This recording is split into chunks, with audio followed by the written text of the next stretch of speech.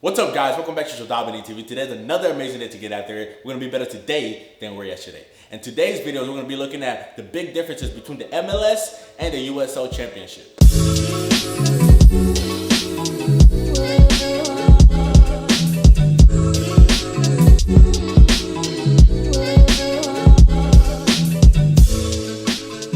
The two soccer leagues we're going to be looking at today are all based in the United States. They're the top two professional soccer leagues in the United States. And the first one is MLS, which comes first, which is the highest division you can play in the United States. And the second place is the USL Championship.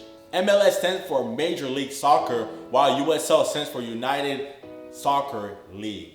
So there's many players around the world that want to come down to the United States to play in the MLS.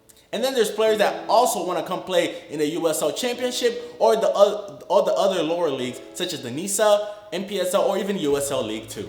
And sometimes just finding this information isn't the easiest thing as possible. So I sat down and did my research so I can share it with you guys, and you don't have to go do the same thing I did. It took me a long time to find some of these information, so I hope you find this and put this into good use. And by all means, if you're new to the channel, be sure to hit the like button and the subscribe button to stay updated with all the new content I'm going to be bringing out to you guys. All right, guys, let's get started. So the first thing we're going to be looking at is how many teams are there per league. For the MLS, there's currently 26 teams, and they're all divided equally between the Western and the Eastern conferences. And the maximum amount of players that each team can have is approximately 30.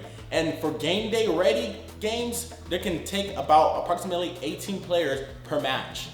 And this will all be consistent throughout the playoffs and the regular season. So for the USL Championship, there consists a total of 35 teams. There was 36 as of 2019, but for 2020, there's going to be only currently 35 teams. They are also divided with their Eastern and Western conferences. So a big difference between the USL and the MLS in that particular area is the USL actually gets to submit 23 players onto a game day roster. And they have to submit these at least 48 prior to the game matches, versus the MLS, where they can only bring a total of 18 players to the matches. The next portion we're going to be looking at is actually the player salaries. A lot of times we always watch them on TV. Some of us want to become pros and we're like, I really wonder how much they get paid. And then you see like some players in Europe who are making like $5 million, $10 million, $20 million.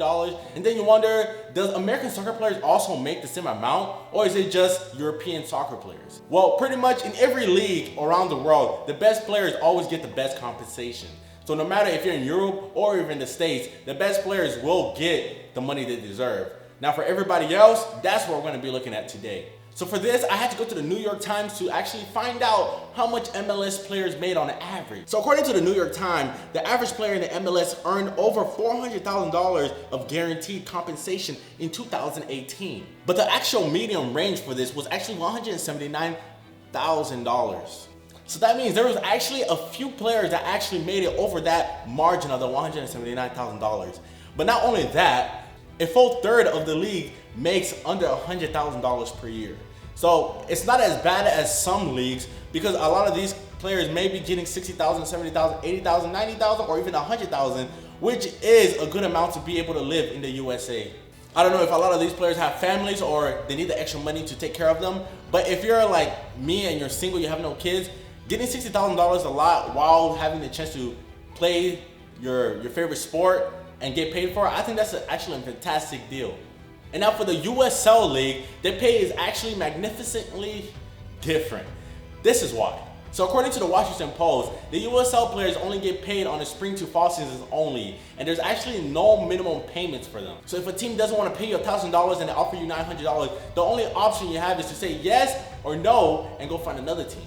So it's stated that an above average player that plays in the USL Championship makes approximately $2,000 per month or $3,000, but then there's several other players who actually get paid more than that. And it all depends on which team you're on and what's their whole budget and just how good are you. There's even some USL players who make over $100,000, and you can get there too, but it all comes down to how good are you and if you want to put in the hard work. But then also, that's another reason why you see some USL players who don't want to move up to the MLS, is because they're getting paid such a wage where if they move to the MLS, they may not get that same amount of money or playing time while they can stay at their USL team and get paid the same and still enjoy the game they signed up for. Now the next question you may be wondering is, if I'm on a USL team and I want to move on to the MLS, what are ways that I can join an MLS team from a USL team? So MLS teams can actually sign players who are on USL affiliated teams with that particular MLS team. So pretty much the way this works, an MLS team can sign a player for approximately 4 days, maybe for a tournament to come join and help the team. But in total, per a whole year, they can't surpass that player's 16-day policy. So for the MLS teams, for them to bring up USL players during like the year, a lot of the time they have to do it from the USL affiliated teams that are with them. So for an example, if Houston Dynamo wanted to grab a player from their USL affiliated team, which is the RGV Toros, pretty much they can sign that player for a certain amount of days. But according to the rules and policies, the contracts can only last to approximately 4 days. So meaning the player will be brought up for 4 days. He can attend 4 matches if they're going to be having 4 matches in those 4 days. And pretty much he's going to be with the MLS team for those 4 days. And in a total year, the maximum amount of times that you can be brought up is approximately 4 contracts in total of 16 days. So once you're brought up, you can compete in any of the tournaments. And a lot of the time, these are good ways for an MLS team to see if one of their USL players that's part of their affiliated team is good enough to play with the first team of the MLS. So they'll bring them on, maybe train with them, and even attend games. And then when the next transfer season opens, they'll be able to select them out of the transfer market. So another way a player from the USL can move up to the MLS mid-year is by hardship by an MLS team. So pretty much if an MLS team doesn't have enough on their team to fit the roster, they can actually pull out a player from one of the USL affiliated teams to join the squad. But those cases are very rare, but you know, there's things that happen around the world where they need to put these rules. Like sometimes there's teams that their whole plane crashes or something, and there's players that won't be able to make the team, so they have to pull players from elsewhere, you know, in due time to make for the next games. So the other way around is, can MLS players go and play on USL teams? So maybe you can be asking, if I play on an MLS team, why do I want to go play on a USL team? So the reason being is, not everybody gets playing minutes, as we all know. And instead of Houston Dynamo or any MLS team keeping their extra players, not getting them minutes in games, what they can do, they can sign them with their USL affiliated team to get the minutes there. And that's not such a bad idea, because they're bringing quality players from an MLS team to come help a USL team. So it's even gonna help the other USL players get better also, and just overall, the whole team may just gain another level. And if they send you to the USL and you're just like shining, you're grinding, and there's other MLS teams who are gonna look at you and be like, wow, I don't know why that MLS team isn't using him, might as well sign him in the next open market. So other than that, if you're trying to move up from USL to MLS, you're actually gonna have to wait to the end of the year, and whenever your contract is up, you become a free agent. And then if you're already working with an agent that can get you a team, then you can, you know, maybe see if you can work out a deal and find yourself an MLS team and be a part of it. So besides the economic standpoints of the MLS and the USL, there's actually still a very massive portion that you have to remember. And this is the differences in the level of play. Naturally, since the MLS is supposed to be number one, they have most of the elite players. Whenever the draft pick comes around, they get to choose some of the best players to join their squads, while the USL gets everybody else that usually don't make the cut, or those who get picked up in the MLS Draft, but the MLS team doesn't want them anymore. This year I actually had the chance to go up against both an MLS team and 2 USL Championship teams. So I got to play Houston Dynamo back in early February. I got to play the RGV Toros twice this year. And then I also got to play Austin Bold. And pretty much I'm gonna be giving you guys what I saw, because I was on the pitch against them. And pretty much this is what I noticed the difference between the Houston Dynamo and the other 2 USL Championship teams. So first and foremost, the greatest thing I noticed whenever I got on the pitch against the Houston Dynamo was actually the overall team intensity. Just like the moment the game started, they were on us. They gave us no time to breathe. They were just pressing. Yes, they had 2 teams. It was gonna be 40-minute halves and 40-minute halves. So we pretty much played the first team the first 40 minutes, and then the second team the second 40 minutes. And all of them, they were just pressing us as hard as possible. And going from playing college teams to the fall and then playing Houston Dynamo, it was just a drastic change. Everything was moving fast, and a lot of the time it wasn't that there wasn't anything very too spectacular. It was just the overall quality of all the players combined versus our team. Everybody had quality touches, everybody was moving the ball fast, and we couldn't even trap them. And to top it all the chances they got to score on us, they put it in. That was one of the big things I noticed compared to the other USL teams we played.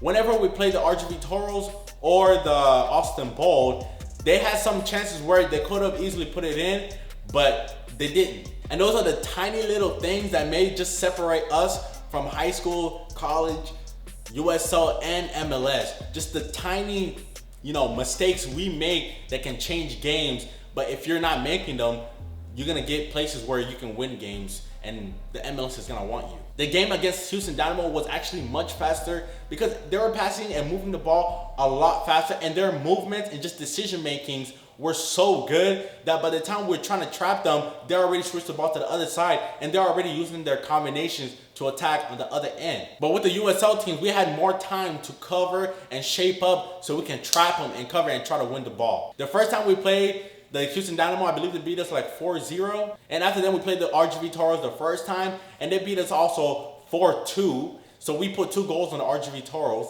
And then we played the Austin Bold, but they beat us, unfortunately, 2-0. Or was it 1-0? I don't remember, but we lost against the Austin Bold also. And then finally, before all the coronavirus stuff happened, we got to play the Toros one more time, and we actually beat them 2-1. So that was actually an exciting feeling because we went from this transition of, getting stomped on by the Houston Dynamo, and then we played the other USL teams, and our coach helped us, showed us how we can adjust, how we can be quicker, and the very last game against a professional team we played, we actually ended up winning. So if I were to wrap it up to what was the biggest difference, I would say the first touch and decision making is actually the biggest one. That's what separates all of us in our levels. The decision making, what to do, if you're gonna go this way, that way, or this way. And then you have the level of fitness. You gotta be fit to be, at the intensity they were going at, you have to be extremely fit to last the whole game going at that intensity. You have to be able to make good decisions under high press by pro MLS players. So it's definitely possible for anybody to be able to reach those levels. In my opinion, after playing with them, it even felt more realistic. Like at first growing up, you never actually get to play with them, but once you play with them, you just realize they're human just like me and you.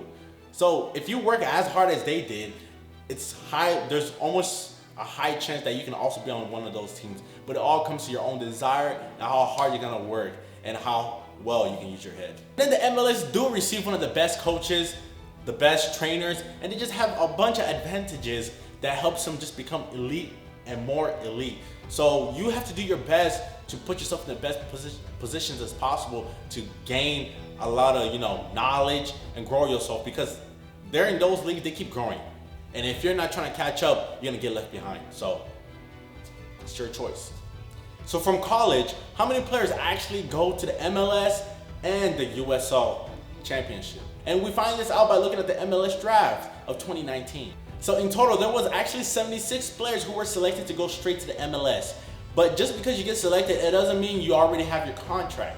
Because out of all of this 76 players, only 24 are still with their MLS teams. So the way it works is, once you get picked, you get to train with the team, the MLS team, for a specific period. And a lot of the times, if you're not good enough, they may just put you on a USL team to get up to par, and then they're gonna take you from the USL team back to the MLS team. But if you're already good enough right off the bat, yes, you're gonna get your pro contract, and boom, you're on the starting squad for the MLS team. Or even, second team, but you're still part of the MLS team. And yes, as you've seen from the rest of this video, you will get a higher payments than being on the USL team. So pretty much those are the differences that I really think that a lot of people should know. Those who are in other countries, those who are in the USA. If you're trying to make soccer as a career in the United States, I think this information will be very useful for you and what leagues you try to play in. And later on, I'm gonna make videos about NISA, the third official league that's just been released in America, so you guys can even get a new update of that. And as new information start coming out, if the payments start changing, I'm gonna update you guys with all of it.